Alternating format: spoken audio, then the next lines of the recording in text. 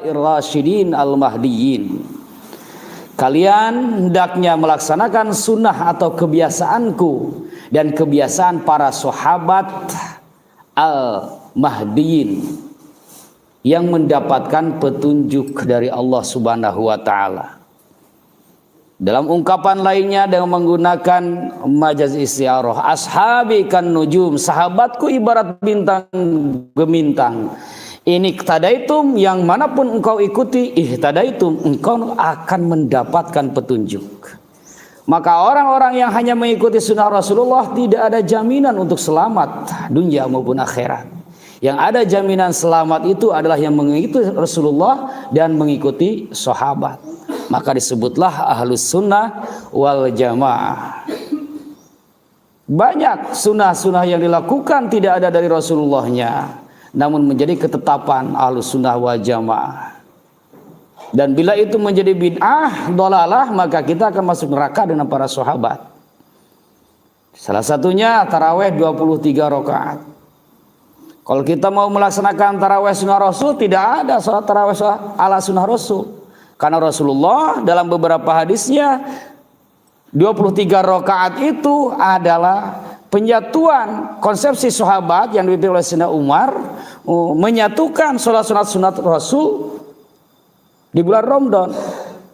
Yang 11 rakaat ternyata itu dari Siti Aisyah, itu menjelaskan di dalam dan di luar Ramadan 11 rakaat.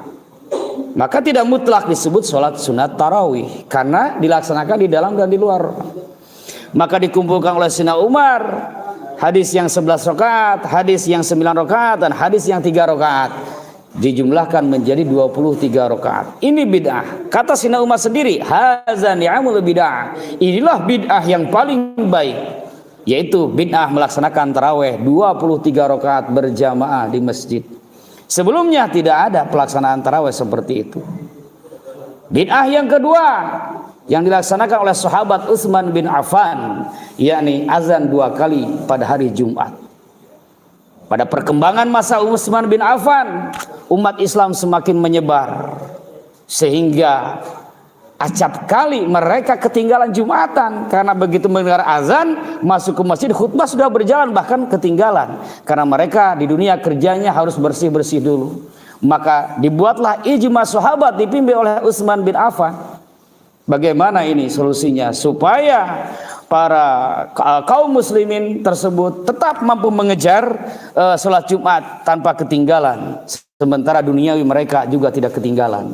Maka dibentuklah azan 2 kali. Azan yang pertama menunjukkan telah masuk waktu zuhur. Azan yang kedua menunjukkan khutbah siap dimulai. Ini adalah sunnah sahabat. Salat sunat setelah wudu itu sunnah sahabat, tidak ada dari nabinya. Nabi berkata kepada Bilal bin Rabah, Bilal, ente ngahelaan kami asup surga. Begitu kata Rasul. Sampai terumpah kamu itu kedengaran udah masuk surga. Apa yang kamu lakukan sehingga kamu begitu mendapatkan anugerah dari Allah? Kata Bilal, mohon maaf ya Rasul, setiap kali aku berwudu, aku selalu melaksanakan sholat sunat 2 rakaat. Untung nabinya Nabi Muhammad di zaman itu, di abad 7 Masehi. Kalau nabi di zaman ini bid'ah itu, dari mana kamu? Nggak ada dari akunya. Kan begitu kalau nabinya zaman sekarang. Untung nabinya di zaman itu, angkat jempol. Yang kedua diantaranya, Nabi setelah selesai sholat, di suatu sholat, selesai wirid, menghadap ke makmum. Tadi siapa yang ketika iftitah membaca doa Allahu Akbar kabira walhamdulillahi katsira wa subhanallahi bukratan wa asila sampai akhir. Sahabat angkat tangan, saya Rasul. Malaikat berbondong-bondong berebutan ingin mencatat amal kamu. Ini kata Nabi. Untung nabinya Nabi Muhammad, bukan nabi hari ini. Kalau nabi hari ini bid'ah, dari mana kamu? Gak diajarkan sama aku itu. Neraka. Kalau kita begitu. Ini nabinya Nabi Muhammad. sahabat yang meriwayatkan hadis tersebut adalah Ibnu Abbas. Ibnu Abbas ketika Rasul meninggal masih usia belasan tahun. Beliau berkata, sejak aku mendengar perkataan pujian Rasul kepada sahabat itu, sejak itulah aku membaca doa iftitah dengan doa Allahu Akbar kabiro. Dan oleh Rasul langsung. Ini menunjukkan bahwa sudah dicontohkan pada zaman Rasul banyak ilham, banyak wahyu yang turun kepada sahabat Rasul. Karena bukan Rasul disebutlah ilham. Ini sudah menunjukkan bahwa banyak ilham-ilham dari Allah langsung kepada para sahabat. Dan langsung di waktu itu dibenarkan oleh Rasulullah. Artinya ilham terus, ini sesuatu yang memungkinkan, bagian daripada sifat jaiznya Allah diberikan kepada umatnya. Sampai kapan? Sampai umat ini habis. Nah, Ahlus Sunnah wal Jamaah adalah kelompok yang melaksanakan sunnah Rasulullah dan sunnah para sahabat. Nantinya sunnah-sunnah siapa? Sunnah Al-Khulafaur Rasyidin. Siapa Al-Khulafaur Rasyidin? Kita mah taunya dalam makna konteks politik Khulafaur Rasyidin itu. Siapa? Sayyidina Abu Bakar, Sayyidina Umar, Sayyidina Ali, Sayyidina Utsman. Ini makna konteks politik, Pak. Kalau makna konteks politik, kenapa? Karena sahabat Al-Khulafa itu para pengganti Ar-Rasyidin yang mendapatkan petunjuk.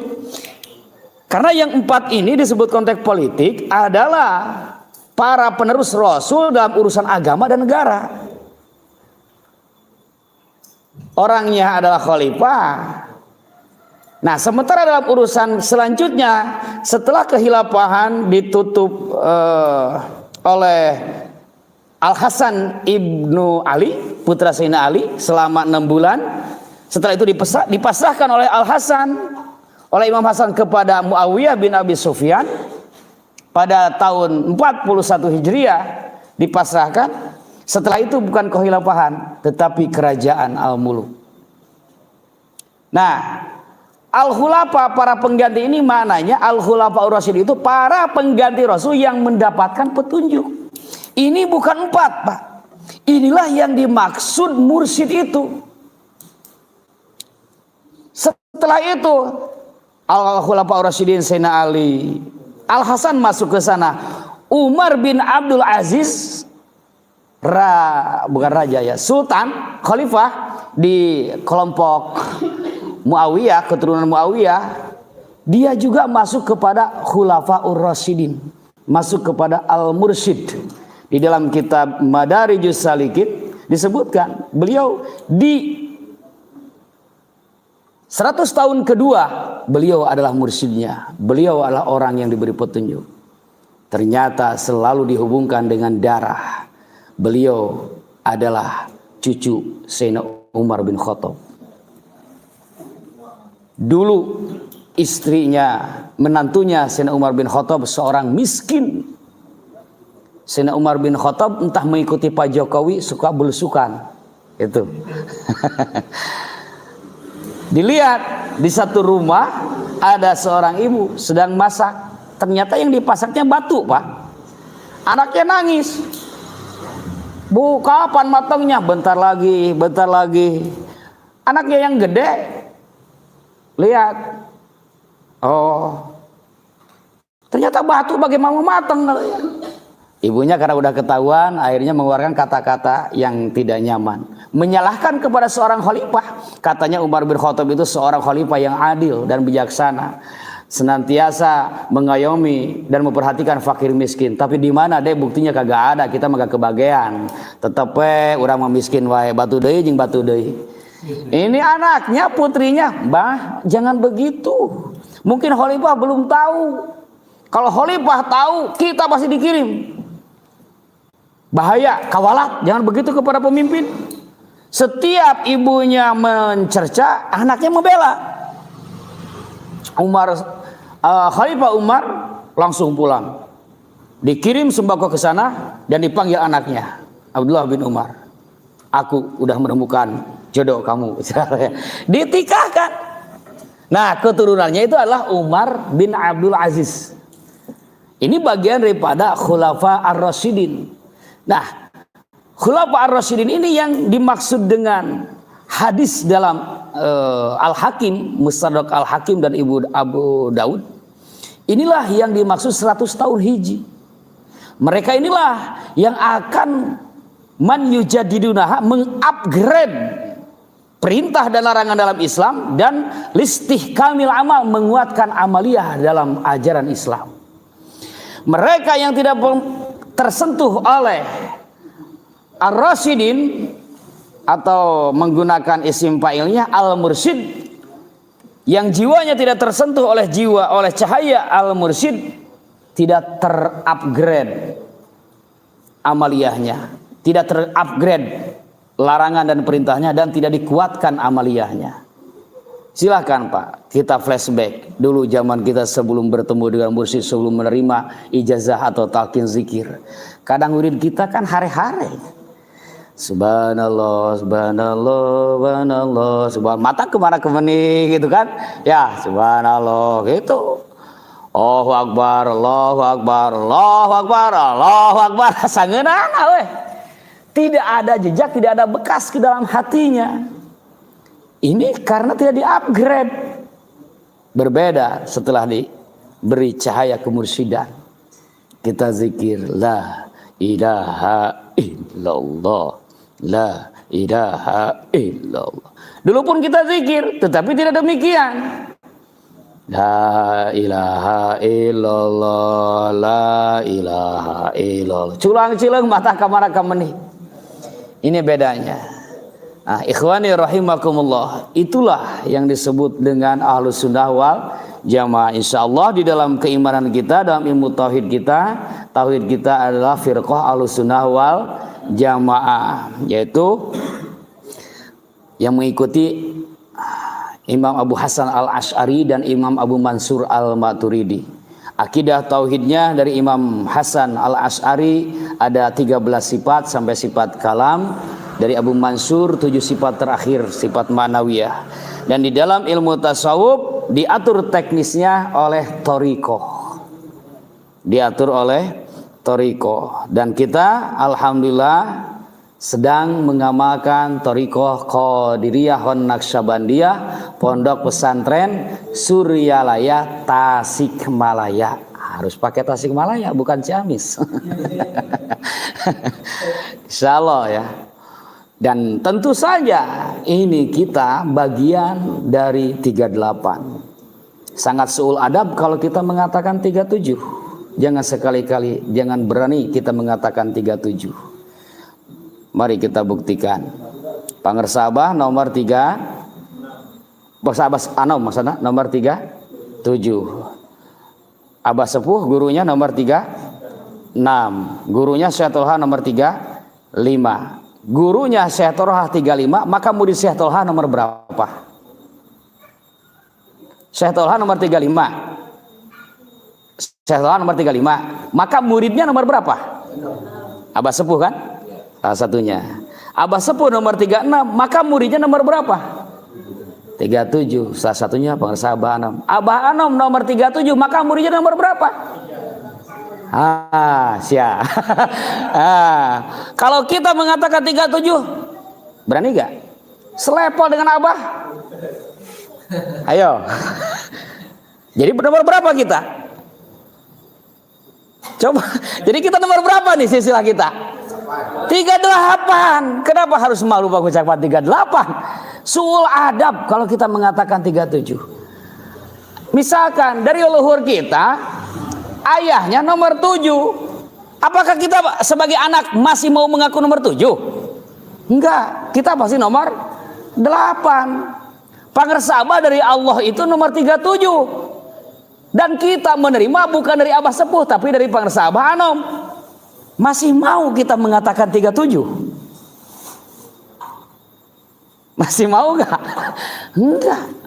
Maka saya kalau ditanya, Akang 37, 38. Pang tarik, nah, tuh 38. Yang mengatakan murid Abah Anom mengatakan 37 suul adab. Hayang salepo aja Pangersabah. Ini saya sampaikan dulu, pernah sampaikan di Purwakarta di sebelah sini saya. Wah, Kiai Haji Siroj. Mimitina ngahulang beliau. Terakhir, oh benar guys. Gitu ta. Ketika saya duluan ceramah, yang terakhirnya beliau, iya ngorang-ngorang ya benar ya cenah ilmu keur urang. Tenang ajengan, ku saya dipiralkan cenah. Mau ngamuk ke jamet tak aing bagian anak pan gitu pasti Raja. Benar urang 38 cenah. Murid ke-38, bukan mursyid. Nah, murid ke-38. Mohon maaf Pak, ini harus benar-benar diklarifikasi kepada semuanya dan harus disadari oleh kita. Ya. Jangan kita mengatakan 37. Kita murid ke-38 dari guru nomor 37. Begitu. Nah, misalkan di kita nanti ternyata masuk makom torikonya, naik di alam malakut, setelah itu naik ke makom ma'rifat di alam jabarut. Ini kata Kang Jing Syekh Pamijahan, kalau Tuhan Syekh Abdul Qadir di alam hakikat. Kemudian masuk ke sana, disitulah kita mendapatkan jiwa kamil, dan kemudian satu tahap lagi kamil mukamil, baru kita murid nomor 38 dan menjadi mursyid itu. Selama belum sampai ke sana, semuanya sebagai murid. Sebagai murid. Entah di mana posisi kita, entah masih di murid syariat atau thariqah. Nah, di kitab bisa kami disebutkan tanda murid syariat, permainan pikirannya masih di alam dunia. Ini murid syariat ya Pak. Jiwanya masih jiwa fasik. Disebut jiwa fasik karena masih kadang berbuat baik, kadang berbuat buruk.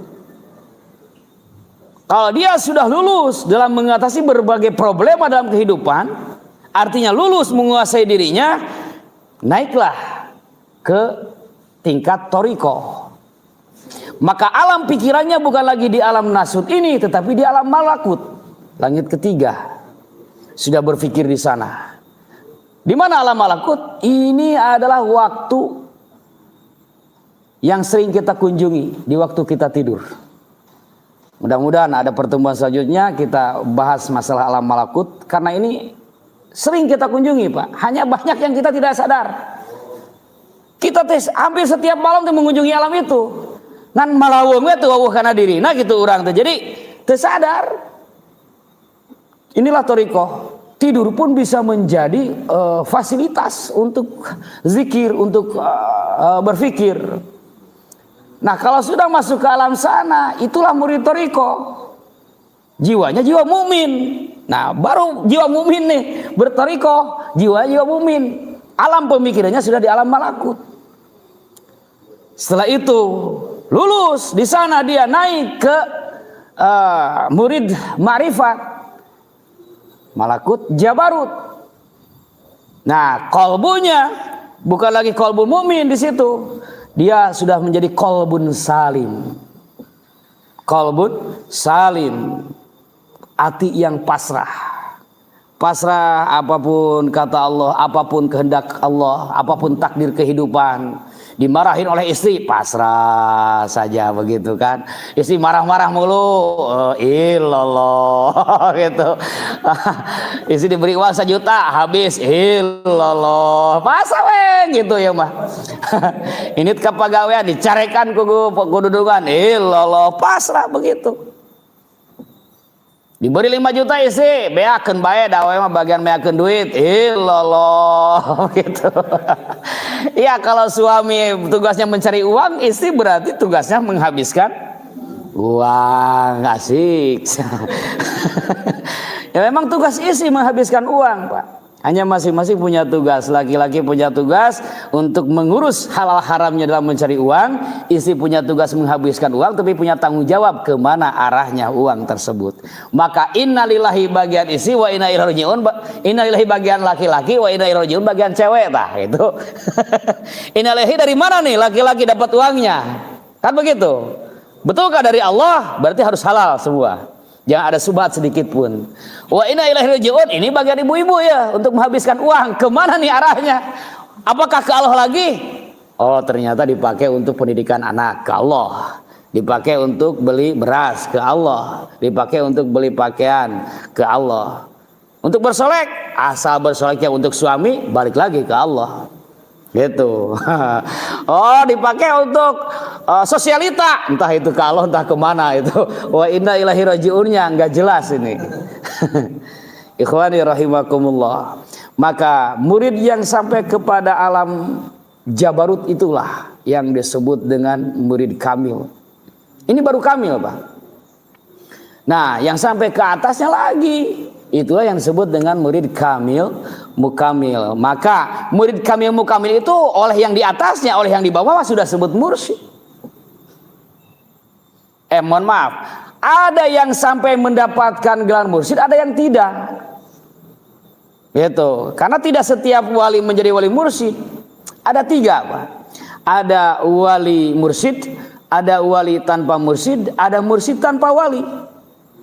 Ini fakta dan realita. Wali mursyid adalah dia menjadi seorang waliullah, masuk kepada makom rijalullah yang 12 yang disebut oleh Tuan Syekh Abdul Qadir. Apakah makom kutub atau aimah atau autad atau nukoba atau nujaba atau abdal atau afrod dan lain sebagainya. Dia wali di hadapan Allahnya, dalam pandangan Allahnya, dalam pandangan para wali di atasnya, dia adalah wali. Dan sekaligus dia menjadi seorang mursyid. Ini ditunjuk oleh Allah melalui ruhani para guru-guru tersebut, para wali-wali tersebut. Di mana dilantiknya? Jelas, hari ini dilantiknya oleh Tuan Syekh Abdul Qadir Jailani setelah masa Tuan Syekh Abdul Qadir. Ini wali mursyid. Jangan gegabah, Pak. Wali mursyid disebutnya di dalam Al-Quran kan Al-Kahfi ayat 17. Kenapa? Punya tanggung jawab, Pak. Tanda yang bertemu dengan wali mursyid itu akan mendapatkan hidayah selamanya kemanapun. Beliau pun dia tersesat, tidak sholat sama sekali, pada akhirnya akan selamat, Pak. Jangan salah. Saya pernah diskusi dengan orang-orang tersebut. Selama 3 tahun tidak sholat, Pak. Dia seorang ilmuwan dari UPI, nggak akan sebut saya namanya karena terkenal di Suryalaya. 3 tahun tidak sholat, melakukan penelitian kimia. Sampai saya gak punya uang, Pak Acep. Kalau mau beli rokok tuh saya kodokin kursi-kursi itu. Ada 1.000, ada 5.000, receh semua. Beli rokok. Terus apa, Pak? Selama itu yang dipikirannya, dipikiran cuma abah doang. Ya, nggak saya abah lah, cukup inget ke abah hungkul gitu. Selamat. Akhirnya dapat dua-duanya. Penelitiannya sukses. Hari ini sudah mendapatkan hak paten internasional. Bukan hari ini, 10 tahun ke belakang mungkin. Beberapa tahun ke belakang Jepang mengeluarkan hak paten tersebut di minyak apa gitu, di urusan pertanian. Dari UPI Bandung dibantah, kita udah lebih dulu punya hak paten itu. Itu dia dapat ilmu itu dan kolbunya kembali kepada Allah, kembali sholat seperti biasa. Bukan ini berarti perintah untuk tidak sholat, bukan. Ini hanya sebuah contoh, Pak, bahwa Al-Quran itu wa mayyahdillah fahuwal muhtad. Orang-orang yang diberi hidayah Allah, dia akan terus berjalan kemanapun dia melangkah akan ada hidayah Allah, cepat maupun lambat. Waman yudil, dan barang siapa yang disesatkan, falang tajidalahu waliyam mursyida. Menggunakan lan, artinya tidak akan pernah dipertemukan dengan guru mursyid. Maka mafhum mukhalafahnya, makna kebalikannya, orang yang mendapatkan petunjuk berarti mendapatkan kesempatan bertemu guru mursyid. Orang yang tidak mendapatkan petunjuk Allah, tandanya tidak dipertemukan dengan guru mursyid. Maka bersyukurlah kita kepada Allah. Kenapa begitu? Karena Allah memberikan hidayah itu enggak langsung, Pak, kepada kita. Tidak. Kita berdoa, tiba-tiba Allah memberikan hidayah kepada kita. Enggak. Tetap ada jaringan, Pak. Ada jaringan. Ke Nur Muhammad, dari Nur Muhammad langsung menyebar ke wali kutub di zaman tersebut. Menyebar. Maka kita, apakah kita termasuk downline dari MLM itu atau bukan? Jadi ada upline, ada downline. Nah, apa yang tertinggi adalah Nur Muhammad, ke bawahnya wali kutub 100 tahun satu. Di bawahnya ada downline 2, a'immah. Di bawahnya ada downline lagi 4, autad. Di 4 penjuru angin. Di bawahnya lagi ada nukoba, nujaba, dan terus sampai ke bawah. Maka kita di mana posisinya? Kalau kita sebagai downline mereka, maka hidayah itu akan sampai kepada kita. Kalau enggak, kita tidak akan mendapatkan hidayah dari Allah Subhanahu wa taala. Inilah MLM, multi level mahabbah. Bukan multi level marketing, multi level mahabbah. Makanya doa kita, Allahumma hdina fiman, tuh kan? Ya Allah, berikan kami petunjuk sebagaimana yang diberikan kepada orang-orang yang Engkau beri petunjuk. Ketika mengungkapkan fiman, itu man mausul kata ahli nahwu. Wa man wa ma wa atusahu madukiru hakaza inda tayyin suhir, kata alfiahnya. Man ini umum, siapapun masuk kepada man. Artinya man, berikan hidayah kepada kami sebagaimana yang diberikan kepada orang-orang yang Engkau beri hidayah. Ustaz Herlan misalkan datang ke Pak Ustadz Musli. Pak Ustadz Musli orang serba ada. Kata Ustadz Herlan, tolong Pak Ustadz Musli, berilah aku bantuan sebagaimana yang kau berikan kepada orang-orang. Ustadz Musli bertanya, yang kamu maksud kepada orang yang mana? Karena terlalu banyak yang diberi oleh Ustadz Musli. Yang mana? Paket yang mana maksudnya? Oh, yang diberikan kepada Ustadz Asep. Berarti seperti itu. Nah, firman ketika mengatakan berilah kami hidayah seperti yang kau berikan kepada orang-orang yang kau beri hidayah, maka dalam kalbu kita harus sudah ada nama di situ, Bu. Yang kita maksud ini orang itu siapa? Kalau tidak ada nama, kita tidak membidik. Abu-abu, mubham. Kalau dalam nahwu mubham itu samar. Maka kita berdoa tidak penuh keyakinan. Ini masuk dalam makna siratal ladzina an'amta alaihim. Kita memohon kepada Allah agar diberi hidayah sebagaimana yang diberikan kepada orang-orang. Tetapi di dalam qalbu kita nggak tahu orang itu siapa. Nggak kebayang apa yang akan diberikan oleh Allah kepada kita. Namun manakala kita jelas di sininya ada orangnya, ada tokohnya, itu lebih jelas. Maka Fiman, ketika mengucapkan Fiman, di situ harus sudah kebayang nama Nabi Muhammad.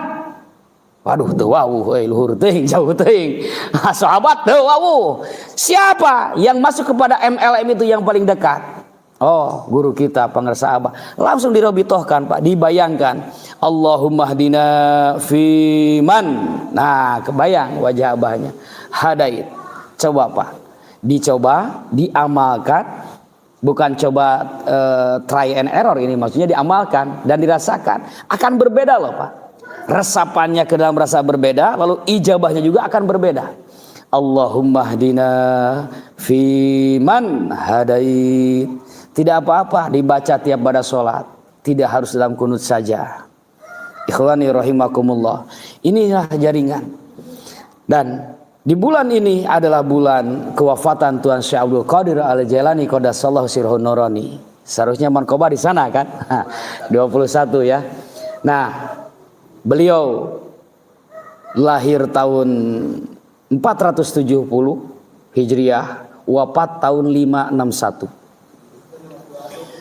Orang-orang yang besar yang dijadikan besar oleh Allah, segala sesuatunya selalu memiliki nilai. Kewafatan Tuan Syekh Abdul Qadir di tahun 561 seakan-akan mengingatkan kepada kita bahwa yang beliau tinggalkan adalah 561, 5 Islam, 6 iman, 1 ihsan. Luar biasa. Allah yang menciptakannya. Meninggalnya di tahun Masehinya 1165. Ini juga mengisyaratkan lagi 1165. Kelahiran di Masehinya 1077. Wafat 1165. Hijriahnya 470.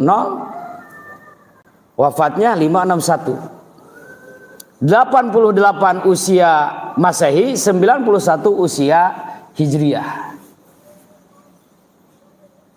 Lalu siapa beliau sehingga umat Islam di seluruh dunia tidak ada satupun yang meragukan. Bahkan orang-orang yang tidak meyakini dengan ketasawufan pun tidak berani mencerca Tuan Syekh Abdul Qadir. Inilah beliau, seseorang yang sebelum kelahiran beliau thariqah belum dikenal sebagai sebuah institusi atau sebagai sebuah metoda. Sebelum Tuan Syekh Abdul Qadir tidak dikenal thariqah, hanya dikenal tasawuf. Tasawuf pun baru dikenal di abad 3 Hijriah, kurang lebih di masa Abu Yazid Al-Bustami. Sebelumnya tidak dikenal tasawuf, baru dikenal nilai-nilainya tasawuf. Pertama di zaman Imam Hasan Al-Bisri, muridnya Sayyidina Ali, dikenalah nilai tasawuf az-zuhud. Karena kondisi politik yang terpesona dengan dunia, maka beliau meneriakkan untuk berjuhud terhadap dunia. Beliau punya murid yang besar. Di antara yang besar itu adalah pertama Imam Habib Al-Ajami, yang kedua Siti Rabi'ah Al-Adawiyah, seorang putri nomor 4 dari seorang yang miskin. Siti Rabi'ah Al-Adawiyah ternyata habis cintanya hanya kepada Allah Subhanahu wa taala, muncullah konsep mahabbah. Dia tidak menghendaki surga dalam beribadah, hanya ingin bertemu dengan Allah. Jika dia mau memberikan surga, maka berikanlah kepada musuh-musuhku wahai Allah. Dan jika engkau memberikan neraka, tidak mengapa, aku ridho masuk kepada neraka, asal di situ ada keridoan. Rabi'ah Al-Adawiyah memunculkan konsep mahabbah. Nanti ke bawah muncul seperti Abu Yazid Al-Bustami memunculkan konsep bako, kekekalan diri. Al-bako wal fana. Muncul bako wal fana. Sehingga muncul satohat. Satohat itu kata-kata yang luar biasa menurut syariat salah. Tidak ada orang di balik jubah ini kecuali Allah. Nah, Abu Yazid Al-Bustami. La ilaha illa ana. Tidak ada Tuhan kecuali aku. Syekh Abu Yazid Al-Bustami. Ini mursyid agung, Pak, wali kutub di zaman itu. Syekh Abu Yazid Al-Bustami. Panjang pembahasan ke dalamnya, mudah-mudahan aja ke depannya bisa didiskusikan. Nanti, nah di zamannya Abu Yazid Al-Bustami barulah dikenal, Pak, disebut tasawuf. Nanti ada penerusnya Abu Yazid Al-Bustami, Syekh Mansur Al-Hallaj, memunculkan konsep hulul, wahdatul wujud, embrionya dari sini. Ana al-haq, ana al-haq, ana al-haq. Sesungguhnya dia dipenggal itu bukan karena urusan hukum syariat, Pak, bukan. Ini karena urusan politik. Ada seorang ulama syariat yang diam di kursi pemerintahan, tersinggung oleh kata-kata beliau. Itu yang menjadi masalah penggalnya. Bukan masalah dari konsepsinya. Nah, nanti konsepsi al-hulul, wahdatul wujud ini diangkat lagi menjadi besar oleh Ibnu Arabi yang lahir 1258 kalau tidak salah, dalam kitab Futuhul Makiyatnya. Nah, konsep wahdatul wujud inilah yang masuk ke Nusantara melalui Wali Songo, kemudian ke Sumatera, ke Syekh Hamzah Al-Fansuri, sama dipenggal juga itu. Turun ke Syekh Abu Waib Singkal, di situ turun ke Syekh Pamijahan, barulah ke Syekh Pamijahan dipadukan lagi, dikonsepsikan lagi sehingga diterima oleh orang-orang, oleh ahlus syariat, menjadi konsep martabat alam 7.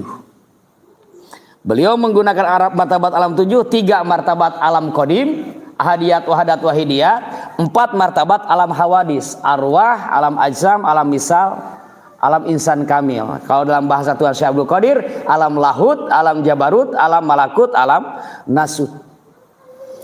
Nah, kelahiran Tuhan Syekh Abdul Qadir ini 300 tahun sebelum kelahirannya sudah disebut-sebut, Pak. Ini semestinya harus sudah menjadi pegangan kita. Apa? Bahwa seorang mursyid itu pasti sudah ditunjuk oleh mursyid-mursyid sebelumnya. Tuhan Syekh Abdul Qadir 300 tahun sebelum kelahiran sudah disebut-sebut. Tidak ada seorang mursyid kecuali disebutkan bukan oleh gurunya, oleh guru dari gurunya sudah disebutkan. Tuhan Syekh Abdul Qadir sudah disebutkan sejak masa Syekh Junaid Al-Baghdadi 300 tahun sebelum lahir. Nah, muridnya Tuhan Syekh Abdul Qadir sebanyak 70.000 yang tercatat dalam kitab Tafsir Al-Jailani, kemudian juga Nahrul Qadiriyah, dan bahkan saya mendengar langsung dari penulisnya Syekh Fadil.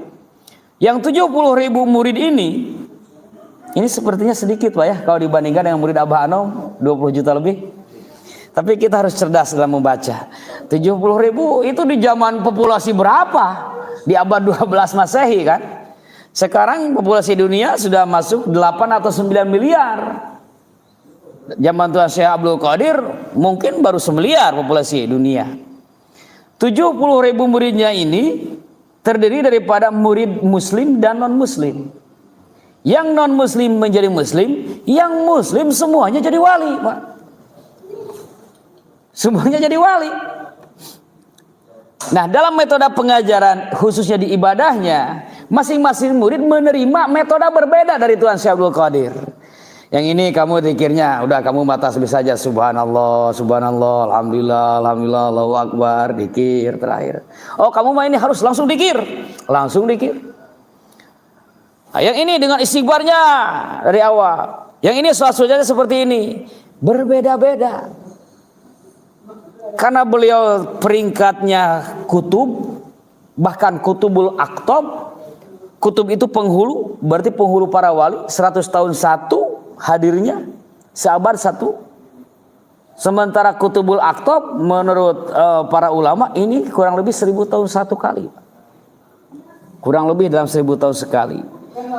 Nah, karena beliau seorang kutubul aktob, tentu saja amaliyahnya tidak akan bisa diikuti oleh semua muridnya. 100% dari amal beliau tidak mungkin bisa diamalkan oleh masing-masing murid. Maka dibagi muridnya, yang ini begini dikirnya, yang ini begitu, yang ini lain lagi, terus semuanya menjadi wali. Kembali ke tempat masing-masing. Kelak ketika murid-muridnya bertanya atau menjelaskan kepada muridnya, inilah ibadah cara guruku Tuan Syekh Abdul Qadir. Inilah amaliyah guruku Tuan Syekh Abdul Qadir. Yang di Maroko, inilah amaliyah guruku Tuan Syekh Abdul Qadir. Misalkan yang di Jakarta, inilah amaliyah guruku Tuan Syekh Abdul Qadir. Cara atau metode dalam bahasa Arab torikoh, maka disebutlah torikoh Qadiriyah. Nah, semuanya mengatakan torikoh Qadiriyah, padahal berbeda amaliyahnya.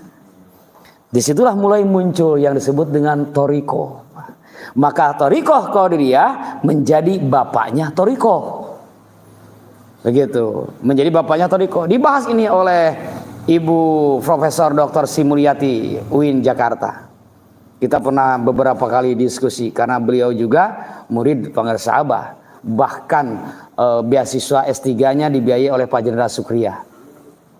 Sehingga kalau diundang, saya pernah ngerjain beliau mengadakan acara 3 hari lagi saya undang. Ternyata luar biasa hikmatnya ke Srijalaya. Aduh, saya gak bisa menolak ini kalau sudah diundang ke sini katanya. Cuma 3 hari Pak. Beliau sekarang kalau tidak salah di Fakultas Adab. Nah, jadi Qadiriyah ini adalah bapaknya toriko. Dari situlah muncul. Kurang lebih dalam masa 100 tahun kemudian jarak antara kewafatan Syekh Abdul Qadir dengan masa hidupnya Syekh Abu Hasan Asyadzili. Rata-rata umat muslim di dunia selalu membandingkan Tuan Syekh Abdul Qadir dengan Tuan Syekh Abu Hasan Asyadzili. Ini pir torikoh Syadziliyah. Pir itu pendiri torikoh, bahasa Persia. Nah, Syekh Abu Hasan Asyadzili ternyata beliau juga memang mursyid kutub. Hanya beliau dari Maroko, dari daerah bukan Maroko, daerah Mesir, apa namanya? Kelompok kulit hitam itu, Afrika. Nah, kalau Tuan Syekh Abdul Qadir kan dari Baghdad, itu. Nah, ini dari Afrika. Beliau menjadi murid-muridnya, menamakan dirinya adalah torikoh Asyadziliyah, Abu Hasan Ali Asyadzili. Kepada Syekh Abul Abbas Al-Mursi, murid utamanya, ketika perjalanan dari Mesir ke Mekah, beliau mengatakan ketika sudah tidak tahan dengan sakitnya, sepertinya sebentar lagi aku akan menuju kepada Tuhanku. Maka aku titipkan seluruh murid-muridmu untuk engkau bina. Sampaikan kepada semuanya agar semuanya senantiasa mengamalkan Hizbun Nasr atau Hizbun Nasri. Allahumma bisatu tajabaruti qahrika bisatu igwasati nasrika. Sudah ke alam jabarut dimimitina oke gitu. Semuanya dengan Hizib Nasri itulah mereka akan dibawa kepada jalan mardotillah. Apapun masalahnya dalam kehidupan, Hizib Nasri. Jomblo, Hizib Nasri.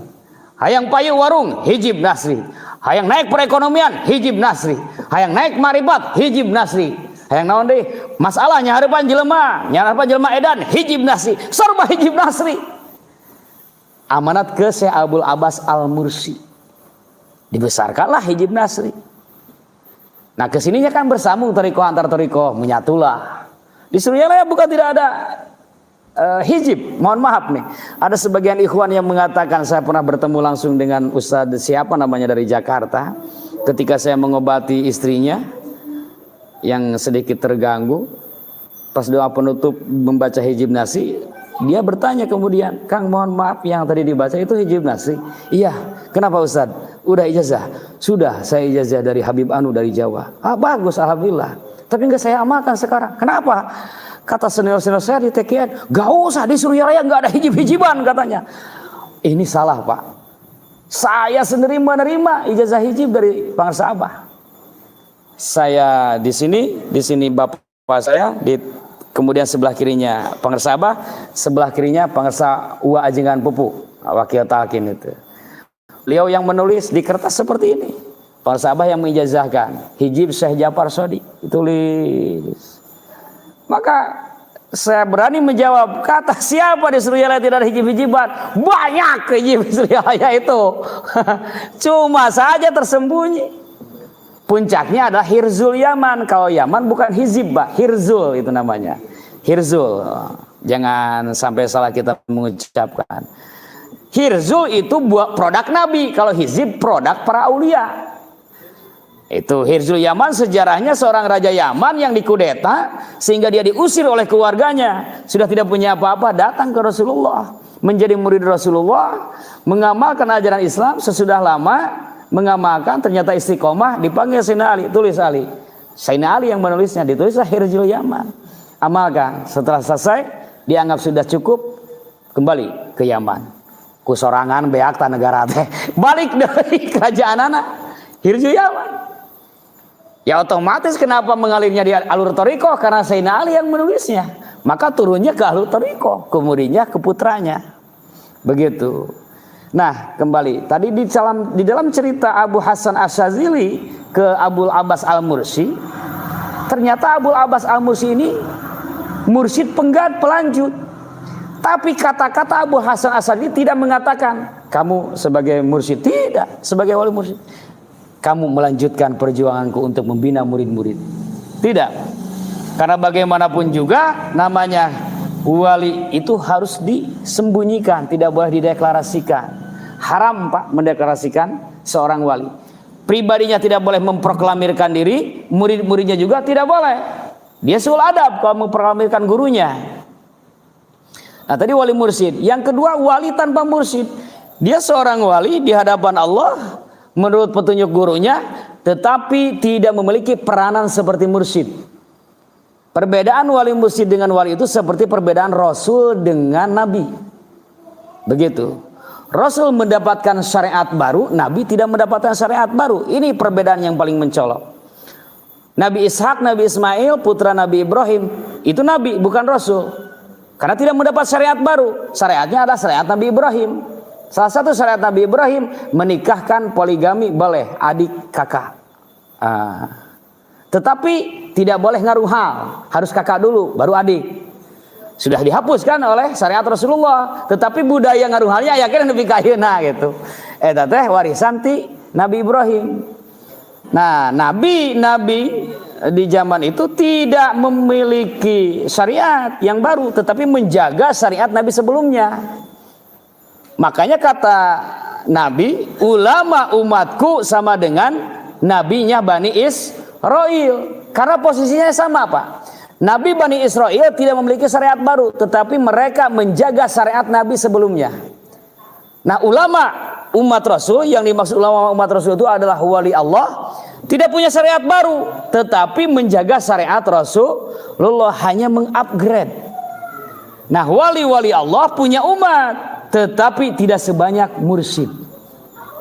Ini wali tanpa mursyid. Artinya wali itu tidak memimpin sebuah thariqah, Pak. Kalau dia memimpin sebuah thariqah berarti wali mursyid. Yang ketiga, mursyid tanpa wali. Dia tidak ditunjuk oleh gurunya, dia tidak ditunjuk oleh guru-gurunya, artinya tidak ditunjuk oleh Allah secara hakikat, tetapi ditunjuk oleh murid-muridnya. Itulah mursyid. Mursyid tanpa wali. Jadi kalau ada yang bertanya, apakah betul Asep Amin ini mursyid? Mursyid untuk muridnya. Begitu saja, Pak. Gak usah repot. Pak Ustadz Helan betul mursyid di Jakarta Timur? Betul, mursyid untuk muridnya. Karena diangkat oleh muridnya. Itulah mursyid tanpa wali. Itu. Nah, semuanya mengguru kepada Tuan Syekh Abdul Qadir Al-Jailani qaddasallahu sirruhun nurani. Kelebihan atau khususiyat Tuan Syekh Abdul Qadir adalah al-qudrah, diberi kekuasaan oleh Allah untuk menolong orang-orang. Kelebihan Abu Hasan As-Sadili diberikan kekuatan dalam mengurai doa. Siapa yang gak kenal dengan hijib-hijib? Para ahli hikmah semuanya menggunakan hijib. Itu dari Abu Hasan, itu dari Tuan Syekh Abdul Qadir, itu dari Syekh Ahmad Kabir Rifai. Maka sangat tidak sempurna seorang ahli hikmah kalau tidak berthariqah. Itu artinya hanya membawa doanya saja, tetapi zikir intinya tidak diambil. Ini yang berbahaya. Hadirin ikhwani rahimakumullah, maka kita bersyukur kepada Allah bahwa kita telah dipertemukan dengan guru mursyid. Maka mari kita buktikan syukur kita dengan mengamalkan. Amaliyah pokok thariqah kita adalah DKM saja. Coba Pak, bismillahirrahmanirrahim. DKM saja. D zikir, K khotaman, M manakiban, Sa salat sunat, Ja ziarah. Ini amaliyah pokok kita, Pak. Sajah pakai Z ya, biar mudah saja. 5. Zikir harian, jahar khafi. Jamaah atau sendirian. Kalau berjamaah ikuti imam. Imam kenceng, makmum kenceng. Imam pelan, makmum pelan. Imam kuat, makmum kuat. Jangan sampai imam baru setar. La ilaha illallah, makmum ke sayang lompat deh. Ribu ya teh. Berat imam teh. Pasti aya. Ngoprot ke selang eta teh. Jangan tahu salah karunya imam. Aduh. Makanya kalau berjamaah banyak, tolong dikasih mikrofon saja imamnya. Berat Pak, ngesang itu. Setiap yang pernah imam pasti merasakan itu. Ngesang. Kenapa? Untuk menstabilkan. Karena tugas imam itu menstabilkan. Kalau tidak stabil sudah lari dari awal. Aduh, 50 geus capek tadi kir. Tetamat. Ya, yang kedua pukulan suara kuat dan pukulan yang mantap. La ilaha illallah. La ilaha illallah. Nah, minimal dengan pukulan kuat itulah kita merasakan getaran itu. Rasa kita jangan sampai hilang. Karena raga, nyawa, rasa harus terus diaktifkan agar kita cepat melesat dalam berthariqahnya.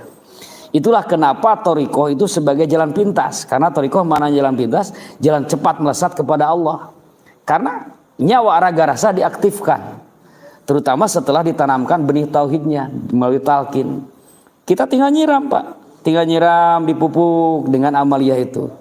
Nah, amaliyah yang kedua khotaman, minimal seminggu sekali khotaman. Belum mampu khotaman tam, 3 saja, 5, 7. Seperti tadi di sini sebelum manakib.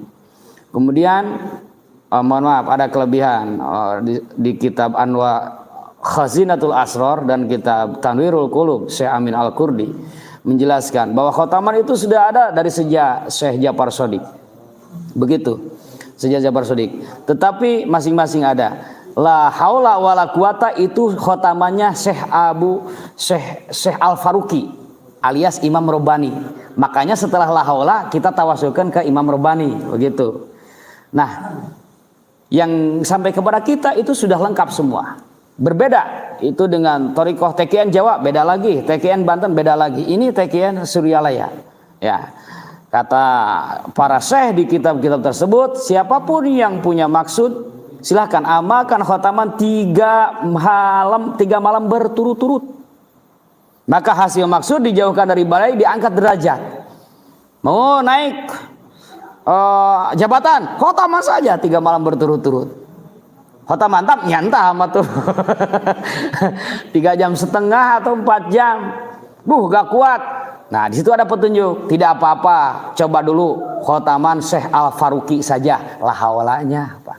Begitu. Berarti 500. Wah, Pandi Basa semangat nih. Kalau la haula doang. Semangat. Itu ya, jadi sudah ada, Pak. Kita harus benar-benar merasakan kalimat di dalam tanbih. Amalkan thariqat kalawan nyanya keur ngahonta kabagjaan zahir batin, kernyingkahan, kagorengan, dohir batin. Jadi dengan thariqah sudah ada semuanya, Pak. Itu khotaman. Tolak bala ada di khotaman. Hasil maksud ada di khotaman. Diangkat derajat ada di khotaman. Yang ketiga, manakib. Sebulan sekali minimalnya. Oh, saya mah belum ada jamaah manakib di tempatnya. Mau ke tempat manakib jauh, tinggal baca aja mankobahnya. Gak usah repot-repot, mau kapanpun baca mankobahnya, tawasul kepada Tuhan Syekh dan kepada guru kita. Selesai. Ada si jemaah tapi cuma 4 orang. Udah yang itu aja. Tapi gak ada yang bisa hidbat ilmiah yang ceramah. Gak usah ceramah, sudah amaliyah doang sampai mankobah. Selesai Bani Hasyim. Diawali dengan Bani Hasyim, diakhiri dengan Bani Hasyim. Di khidmat amaliyah jangan sampai makan, minum, bahkan bergerak pun kalau bisa jangan. Apalagi keluar masuk. Kenapa? Karena kita tidak melihat apa yang tidak terlihat. Begitu saja. Ya. Kita tidak bisa melihat apa yang tidak terlihat. Tuhan Syekh Abdul Qadir berkata, siapa yang mengingatku atau menyebut namaku, maka aku ada di situ. Nah, rasa inilah yang akan mampu merasakan kehadiran beliau. Tapi kalau tidak diaktifkan rasanya, bagaimana kita bisa merasakan kehadirannya? Untuk mengaktifkan rasa bagian dalam berarti maka anggota atau panca indera dohir harus ditutup. Mata ditutup, lidah dilipat, telinga ditutup. Tapi dah anggar we kadenge, jadi tong didenge-denge itu. Jangan didengar-dengar, tetap kedengaran. Yang penting jangan didengar-dengar, tuh saja. Rabitoh ke guru terus. Luar biasa, Pak. Akan mengalahkan yang 40 manakib tidak begitu. Sekali manakib dengan mengaktifkan raga nyawa rasa akan mengalahkan 40 manakib dengan begitu. Apalagi 40 manakib dengan aktif raga nyawa rasa. Salat sunat sudah dalam buku ibadahnya, manakib ada buku manakibnya, zikir dan khotaman ada di buku itunya, dan yang terakhir di ziarah ada di tawasul, hanya bacanya sampai ayat kursi langsung zikir. Maka inilah yang harus kita amalkan. Setelah zikir, doa dari pengarsa Abah minimal 2, salawat munjiat dan doa baiat. Ini Pak wajib dibaca. Ditambah ada kalimat boleh. Yang penting jangan dikurangi kalau itu. Saya mah cuma munjiat saja dengan doa baiat, selesai. Maksudnya doa baiat apa? Supaya kolbu kita diberi kemampuan untuk melaksanakan baiat tersebut. Jadi cukup sholawat munjiat, sholat antunji nabiha itu. Sampai doa baiat. Tidak ditambah, cukup sudah. Paling ditambah ada di Suryalaya Pak Haji, Allahumma gfir lana dzunubana wali komarubayana rabbawuna sigoro. Selesai, cukup. Yang penting jangan dikurangi, itu. Yang penting jangan dikurangi. Kita bersyukur. Ya, maka tinggal mengamalkan. Yang terakhir ziarah itu terserah masing-masing, mau setahun sekali, mau tiap hari, mau tiap bulan, sesuai dengan kemampuan, tekad masing-masing. Alhamdulillah dengan ruhani mursyid kita dipertemukan, dipersaudarakan. Yang bukan saudara juga menjadi saudara. Bahkan apalagi saya di sini banyak saudara. Saya nggak tahu ada adik saya, Ajengan Asep Amin. Ada saudara saya, Ustaz Supriyanto, ada Kang Andri Basar. Ini satu silsilah Pak dari Galunggung. Dari Syekh Kiai Asnawi, Curug Badak Galunggung. Beliau pengamal thariqah Saturiyah dari Pamijahan. Saturiyah Iskiyah Naksabandiyah thariqah beliau. Ada saudara juga dari Pemempek sama-sama galunggung juga nih. Alhamdulillah akhirnya bertemu di sini. Mudah-mudahan saja persaudaraan kita parat nepi ke akhirat Pak dalam rahmat Allah Subhanahu wa taala. Bi barakati wa karomati Sri Syekh Musa Syarif Ilyas Ahmad Sahib wa Fatajul Arifin amin al-Fatihah. Bismillahirrahmanirrahim. Bismillahirrahmanirrahim. Shiratal ladzina an'amta Allahumma khususna bila ilaha illallah waj'alna fi hisni la ilaha illallah wa amidana bi sirri la ilaha illallah innaka antal wahhabul karimul alimul hakim wa waffiqna limardatika innaka raufur rahim Allahumma akhrijna minad dunya musliman waj'al akhira kalamina la ilaha illallah Allahumma khtimna bil khairat wa khtimna bil iman wa amitna ma'al islam da'wahu fi subhanakallahumma wa tahiyyatuhum bi salam wa akhiru da'wahum alhamdulillahi rabbil alamin amin al-fatihah. Ya kana wa ya nasta'in. Hadanallahu wa iyyakum ajma'in. Wassalamu alaikum warahmatullahi wabarakatuh.